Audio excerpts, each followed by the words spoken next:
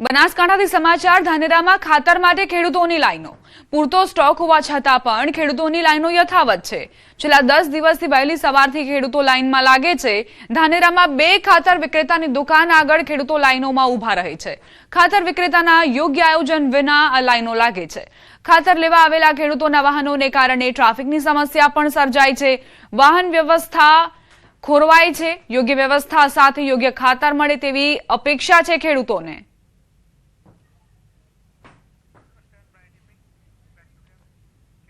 પાટણમાં ન્યૂઝ 18ના અહેવાલની અસર થઈ। અહેવાલ બાદ ઊંઘતું નર્મદા વિભાગ દોડતું થયું। રાધનપુરના પ્રેમનગર ગામના ખેડૂતોની વેદનાનો અહેવાલ પ્રકાશિત કરાયો હતો।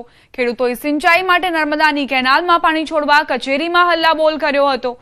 ખેડૂતોની અનેક વારની રજૂઆત છતાં ઊંઘતું નર્મદા વિભાગ ખેડૂતોની વેદનાને નજરઅંદાજ કરી રહ્યું હતું। અહેવાલ બાદ ન્યૂઝ 18 ગુજરાતીના અહેવાલ બાદ નર્મદા વિભાગના કર્મચારીઓ પ્રેમનગર ગામ પહોંચ્યા। ગામને જોડતી નર્મદાની કેનાલની સફાઈ હાથ ધરાઈ। કેનાલની સફાઈ કર્યા બાદ ખેડૂતોને રવિ સિંચાઈ માટે પાણી અપાશે। કેનાલમાં પાણી મળશે તો ખેડૂતોએ કરેલ રવિ વાવેતર, કપાસ, એરંડા, જીરું, રાયડું સહિતનો પાક બચશે।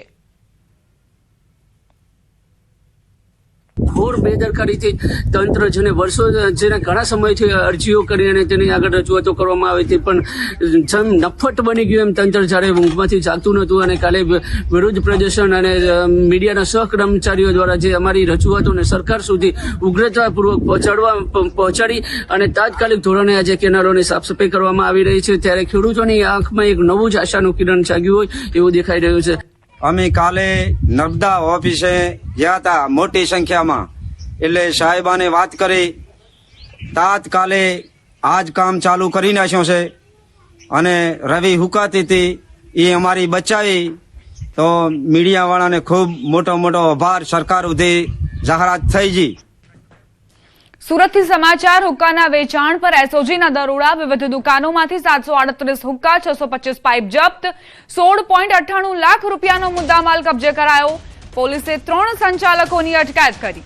AK-47 રાઇફલ અને રોકેટ આકારના હુક્કાઓ મળ્યા। નશાના વ્યવસાયમાં વપરાતો ડિજિટલ કાંટો મળ્યો।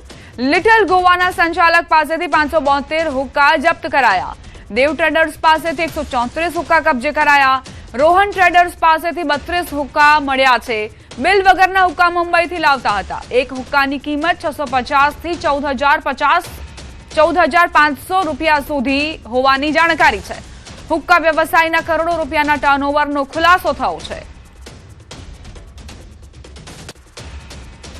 નશાના કારોબાર ઉપર ગુજરાત સરકાર બાદ સુરત પોલીસ જે રીતે તવાઈ બોલાવી રહી છે, ખાસ કરીને નવયુવાનો છે કે જે નશાના રવાડે ચડતા હોય છે, એમડી ડ્રગ્સ હોય, હાઇબ્રિડ ગાંજા હોય, ત્યાં પછી હુક્કો પીતા હોય। સુરત પોલીસે એક અભિયાન શરૂ કર્યું છે અને નશો કરતા હોય તેવા યુવાનોને નશાથી દૂર કરવા માટેની કામગીરી શરૂ કરી છે। ત્યારે સુરતના સૈયદપુરા વિસ્તારમાં એક દુકાન છે કે જ્યાં પ્રતિબંધિત હુક્કા છે તેનું વેચાણ થઈ રહ્યું હતું। જો કે હુક્કા બાર પર તો ચાલતા હોય ત્યારે રેડ પડવામાં આવતી હોય છે, પોલીસ દ્વારા તેમને પકડવામાં આવતા હોય છે। અને જો કેમેરામેન જીગરને કહીશ કે મારી પાછળના દ્રશ્યો બતાવવાનો પ્રયાસ કરશે કે જે જગ્યા છે કે જે આગળ આ તમામ ફ્લેવરો છે કે તે હુક્કામાં નાખીને પીવાતા હોય છે, એટલે કે આ તમામ પ્રતિબંધિત વસ્તુ પર પોલીસ દ્વારા ફરી એક વખત આજે દરોડા પાડવામાં આવ્યા છે। દ્રશ્ય સીધા જોઈ શકાય છે કે આ દુકાનોમાં પરફ્યુમથી લઈ હુક્કાનો સામાન મળી રહ્યો છે અને આ તમામ હુક્કાઓ છે તે ગેરકાયદેસર છે, પ્રતિબંધિત હોવા છતાં પણ અહીંયા તેનું વેચાણ થતું હતું। ત્યારે કહી શકાય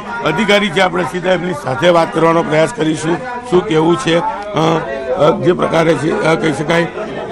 ત્યારે એપી ચૌધરી પીઆઈ છે કે જે હુક્કા બાર ખાતે પહોંચ્યા છે અને જે પ્રકારે કહી શકાય કે અહીંયા દુકાન માલિકની પૂછપરછ કરવામાં આવી રહી છે।